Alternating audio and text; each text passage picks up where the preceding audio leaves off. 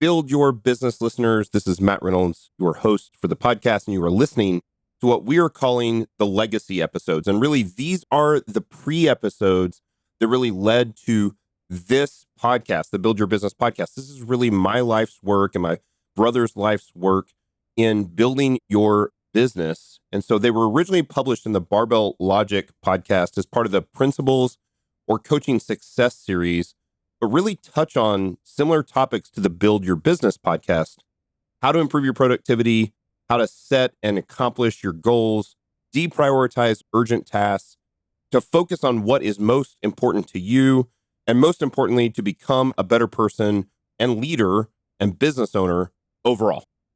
I'm proud to bring you these podcasts. Again, many years of life's work, several years of podcasts, and several decades of business ownership. Hope you enjoy them and learn from them. You're listening to Barbell Logic, the podcast where we talk about what it means to experience strength and how you can use simple, hard, and effective strategies in training and nutrition to improve your life.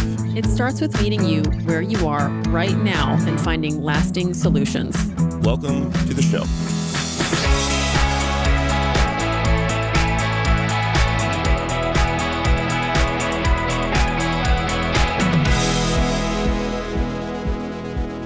You're listening to the Barbell Logic podcast. I'm your host, Matt Reynolds. Welcome to another episode of the Coaching Success series. Happy Friday, everyone. I don't sound very good. I think I've got some allergies going on. I've been sneezing this morning.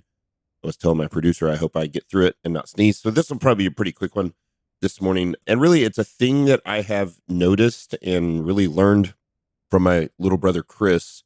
So there's some personal anecdotes, some personal stories in here. I want to talk today about swinging for the fences, because I've noticed that this is maybe a piece that is often missed because of how often scary it is to actually swing for the fences in what I'm talking about. And so I want to give a background of some stories. And it's important because, and where this relates back to the previous couple of podcasts that I've done, is that we swing for the fences divorced of the outcome. Like, we do everything we can to, when we get the opportunity that is an opportunity that can change our life, we have to take the hard cuts and the hard swings and swing for the fences. And so I can look back over our time at Barbell Logic and in my career of business ownership of now 16, 17 years. And I really think one of the big reasons we've been successful is that when it came time to push all the chips to the middle of the table or to swing for the fences, we were able to do that. And I've talked about that on previous episodes, where I think some people are just not wired entrepreneurially enough. They are too risk averse to do this. And so I want to start with a little story, a personal anecdote that's actually my brother's story. And I'll be careful to kind of protect some names here. But when my brother and his wife, so first off, you guys might not know this about my brother and his wife, but they're the only boyfriend and girlfriend that they've ever had. They started dating, quote unquote dating, in the 5th grade. They've been together for a long time. He's younger than me. They got married about the same time we did. So we've both been married, I think, close to 25 years at this point. They have 3 wonderful children. They live in Boston. Obviously, Chris is an integral part of our business at this point as well. Does a lot of tech work for us, for our dev team, and operates as kind of a part-time CTO for us. And so when they were in their early marriage years, they were both career people. Both he and his wife, they had good careers, and they weren't ready to have children yet. And so they felt, as they started to, I think, both have some success and maybe also to prepare themselves for future children, to go into the Big Brothers Big Sisters program and to get a little brother. They ended up getting paired with a kid named James. It was the typical sort of situation, with the exception that James was really raised by a single dad. So James's mom was in prison, and James's dad was, the kind of guy who needs help and had a kid that was in Big Brothers Big Sisters. So kudos to him. He was doing the best he could, but, very typical, very prototypical, low socioeconomic class, low education, all that stuff. But a sweet little kid. I think he was 4 or 5 years old when they first started working with James. And they just did the stuff that you do and had a very, I think, healthy and right relationship with this kid. And certainly they weren't trying to be his parents. And and had a good relationship with the dad. All the kind of stereotypes you would think apply. I mean, the house was chaotic and it was loud and there were dogs and there was always TVs were blaring and people yell across at each other. And certainly wasn't a great home life.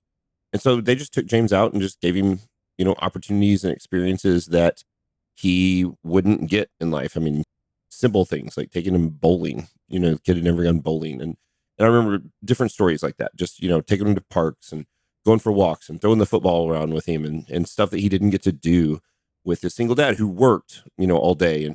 And so James was, those of us who are in our 40s, we are the latchkey generation where our parents worked, and they called us that because, we wore the key, we had the house key around our neck on a chain and would come home from school and let ourselves in and be, left alone for 2, 3, 4 hours to get ourselves in trouble before mom and dad came home from work. And so James is doing this with a single father, and they developed a great relationship with him. They helped him in school. I think they got him a tutor, helped him bring his grades up. They talked about, core values and improving his education and actually achieving and caring about school. And, this is kind of the way out of this cyclical, poverty thing that the family had been in for so long, and felt like they had made a difference in his life. And so for 10 or 12 years, they worked with him. Even as they started to have their own children, they would still, invite him over to family dinners and still go out and do stuff together. And he was kind of like they have 3 kids now. And I don't know if they had all their kids by the time this relationship kind of came to an end, but they had a good relationship. They were doing the right thing and trying to give the kid experiences that he wouldn't have otherwise had. And so by this time, my brother had started the business that he eventually sold, which was an insurance software company. And he started to teach James when he was pretty young, probably 15 or so, how to code and help him get job skills on a computer, how to do spreadsheets, how to do basic code, all that kind of stuff. Gave him educational resources, all that stuff for free to James, obviously, to be able to do that. And when James was a senior in high school, got all the way to senior year, didn't drop out. My brother had set up a situation. I think it was maybe between his junior and senior year, if I remember correctly. Chris got him a MacBook, a company MacBook, and said, hey, go through these courses of coding, and we're going to work through this, and we're going to really help train you up basically as an intern in this business your senior year of high school. And the day you graduate from high school, you can step out of high school and we'll pay you $75,000 a year to work for us at 18 years old. And remember, this is 10 years ago or more. Obviously, as a kid gets older and can drive and is 16, it's not really quite the same relationship you have when they're 5 or they're 6 or they're 7. They would log their coding hours. And it's a lot of times the way you, rather than timesheet, or maybe a better way to say it's not coding hours as much as it is lines of code, because it's more about output than time. And when you're running a business, and Chris did the same thing that really I do, they certainly had a fair amount of employees that were here in Springfield, Missouri, but most of their dev team and computer programmers and whatnot were not. And so there's not really a way to, and I don't think you don't want to micromanage this way anyway, to try to track their time. So you basically know how much code should be able to be written in a specific amount of time. And you can look at the amount of code and the output and know that you've got a high efficiency developer or a low efficiency or whatever.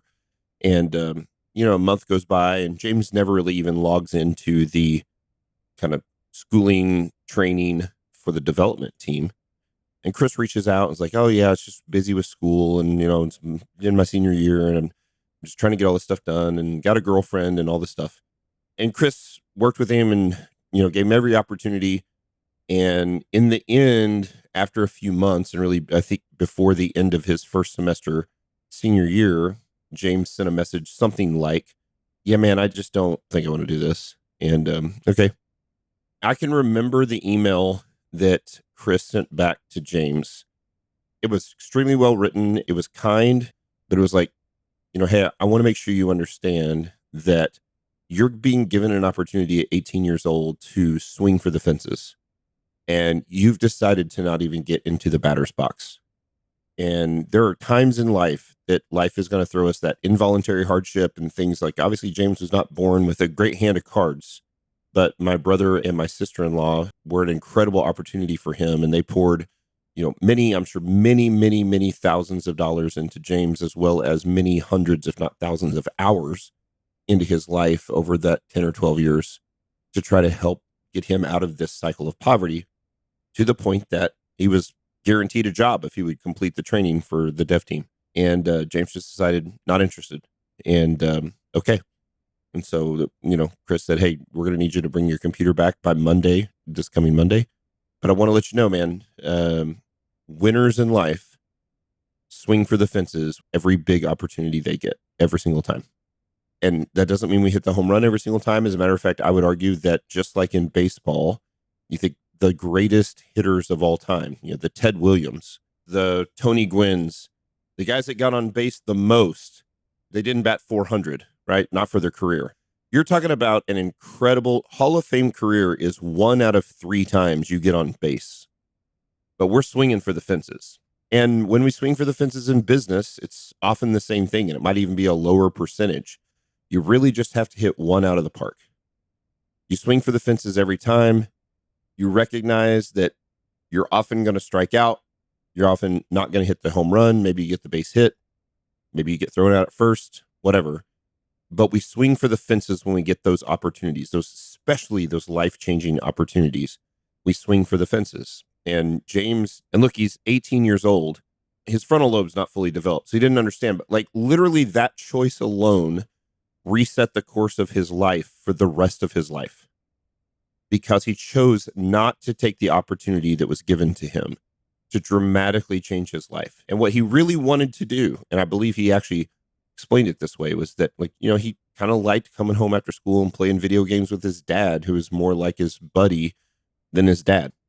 It was a shame. And I know it broke my brother's heart and his wife. It's a lesson learned in why we swing for the fences. And so the reason I was thinking about that is because this week, I'm recording this, it's like 4 a.m. and I'm exhausted, and it's okay. Everything's good. I'm going to tell a little bit of a church story, and this is not going to be about church or about God or religion or anything. I want to be clear.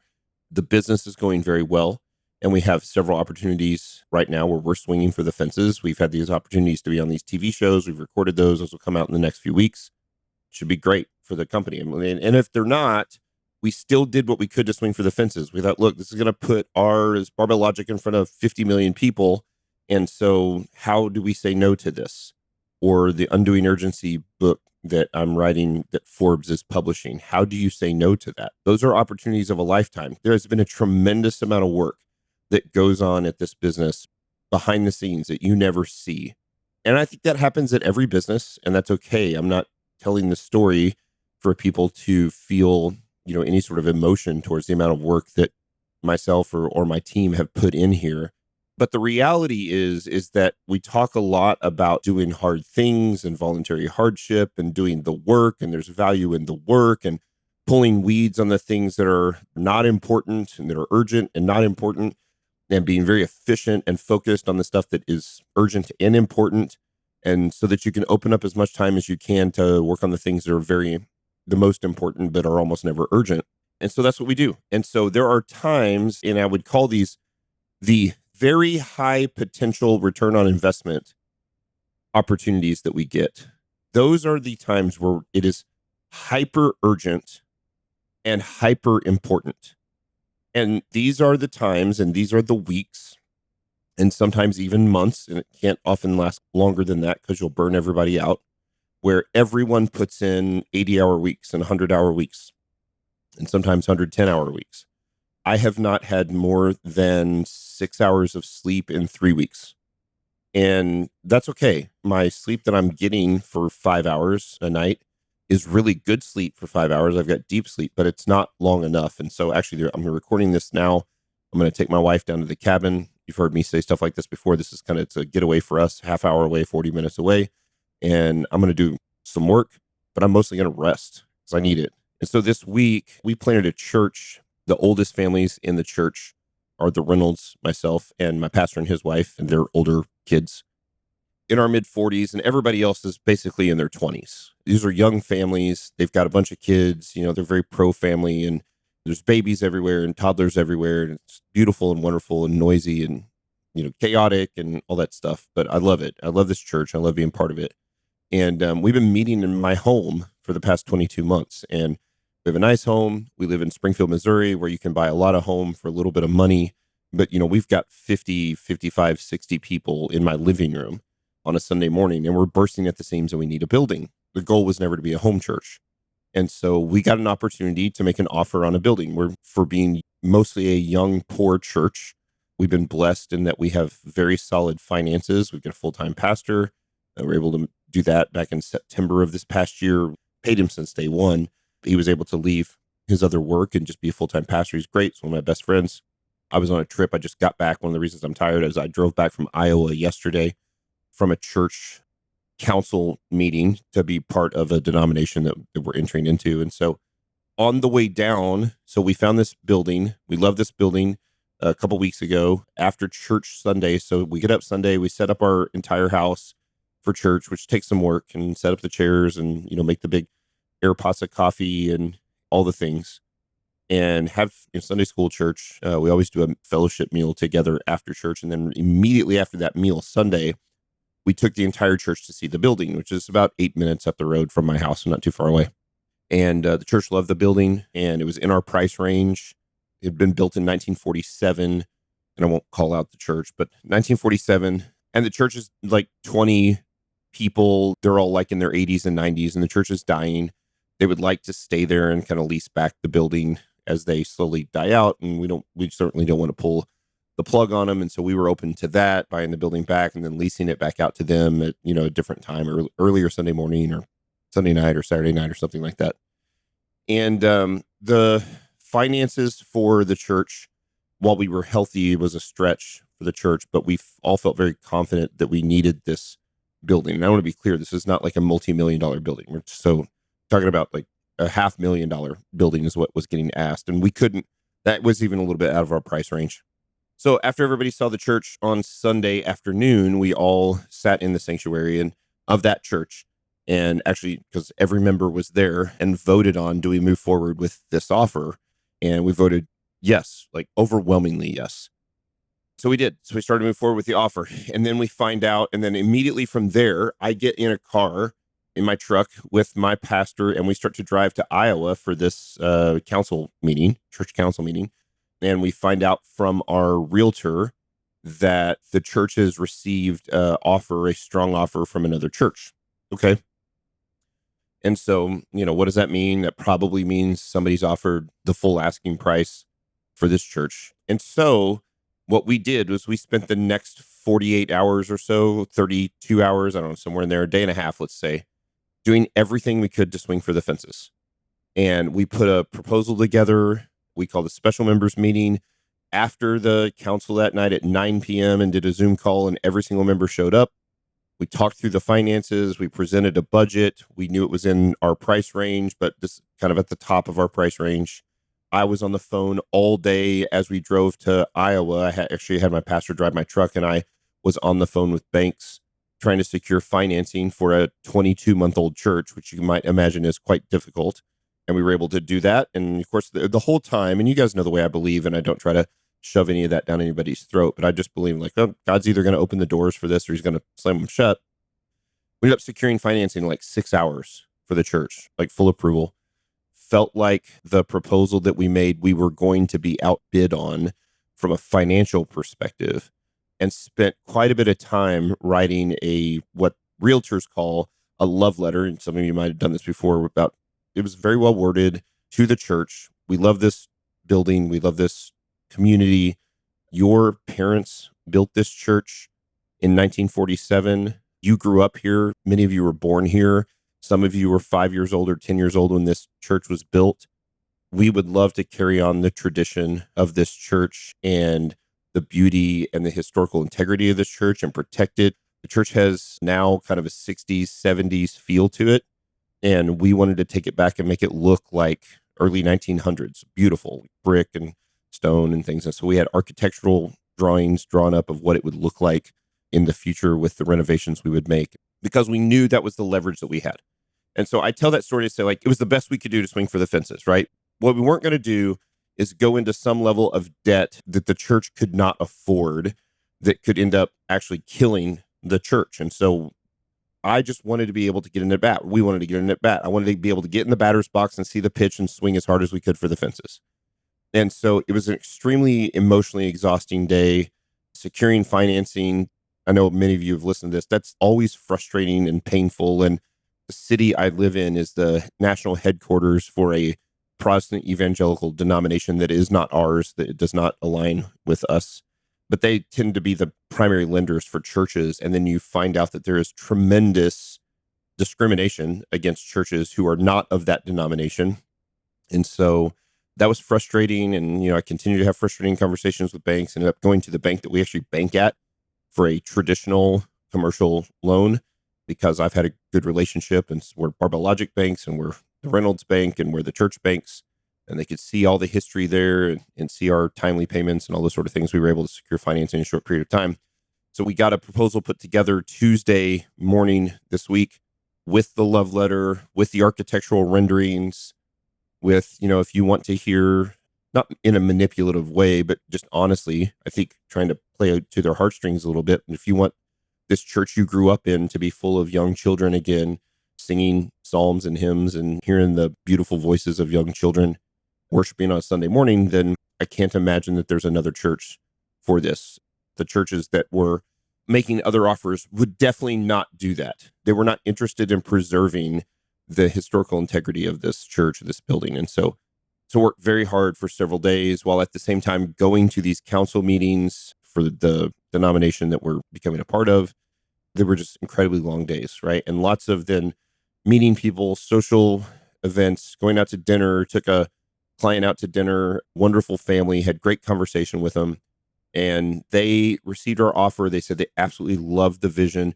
They'd like to take a couple days to make the decision. But instead, within a couple hours, we heard back that we did not get the building. And we didn't get the building because while they said they loved the vision and direction that we would take the church, the other offer was just too strong.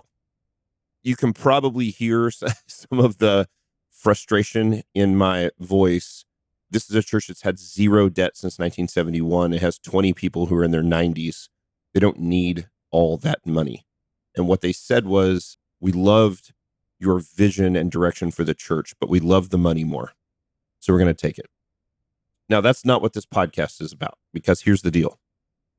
I'm still very proud that we got to get in the batter's box and swing for the fences. And so often I get on these podcasts and I get to tell about the big wins, but there are often times that are big losses. And those of you who do have similar worldviews, that's our way of saying, like, well, God did exactly what we asked him to do, which is he closed the door. Like, this isn't the right building, and there's one for us. And so it's not a loss. It's still a win. But in the moment, it sort of feels like a loss because you swung for the fences and you struck out. But there's a refining process in the swinging for the fences. And we have no opportunity to get that if we don't take the at-bats.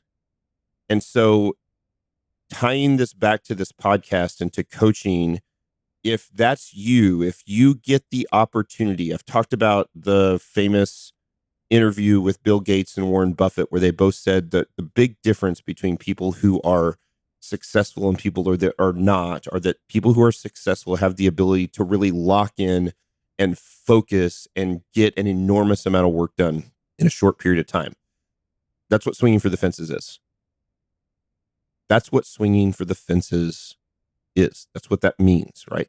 It's when you get the opportunity that is the life-changing event, potentially, you go 100% on urgency and importance, and everything else gets pushed aside. I did almost no work for Barbell Logic for 2 days as I worked on this because it was the most important thing in my life at that time, to swing for the fences. I'm thankful that we did. I'm grateful that we did. Barbell Logic has another 20 stories just like that, times in our life, milestones, things that I'm sure will be in a future book about, the things that I look back and see could have made or break the business. And it all came down to, when given the opportunity, don't be like James. Swing for the fences. You're not always going to hit the home run, but there's refining power in that hardship. There's refining power in putting it on the line. There's refining power in I want to be clear. Do not take on debt that your family can't afford. You still want to make wise decisions, but don't not make the decision out of fear. We were able to put together the best offer we could for the church that was extremely wise and extremely logical, something that we could afford. And then we did the best we could to swing for the fences.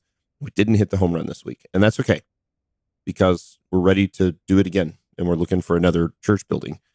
And so, and we believe that that will be provided at some point. We'll have an opportunity to purchase one soon, hopefully in this town and in an area that we would like to do that. In your business, it's the same. If your whole life looks the same every single day, and you never, over the last 2 or 3 years, you can look back over the last few years and say, I never really even got the opportunity to swing for the fences. I promise you that's a you problem. If you consistently do the work, if you consistently focus on what's important, opportunities will come, because they do. People who work hard, people who have great work ethic, people who are likable, people who are of high integrity, those opportunities will show up every once in a while. And when they do, it is all hands on deck, swinging for the fences, high urgency, high importance. It often doesn't take that long. Sometimes it only takes a few days of super hard work. Don't be fearful of striking out. Be excited about what the opportunity is to swing for the fences. So if you get the opportunity to close the big client as a coach, or to not have to be in the gym 60 hours a week and move your clients over to online coaching and make more money per hour and significantly less time, whatever that is, man, swing for the fences. You're going to look back over your life and you're going to think about every opportunity like that you had. And just like the podcast from, I believe, last week, the joy and the satisfaction in the refining process is going to be in that you earned the opportunity to swing for the fences and you took the best swings you could. It's not going to be in whether you actually hit the home run or not. Now, the more opportunities we get, the more home runs we hit. And so even in business, if venture capital, they invest in companies, they know 1 in 20 hit. 19 out of 20 will fail. But they're not looking for 20 out of 20 or 19 out of 20 or 10 out of 20, or they know they just need the one big home run, right? They just need Facebook. They just need Airbnb. They just need Uber. They just need NVIDIA. They just, whatever that is, they just need Apple. That pays for the investment of all the other 19 that failed. And they do that every year. That's their whole life. And so work your butt off so that those opportunities come up. And when you see that opportunity, hone in and focus and knock it out of the park.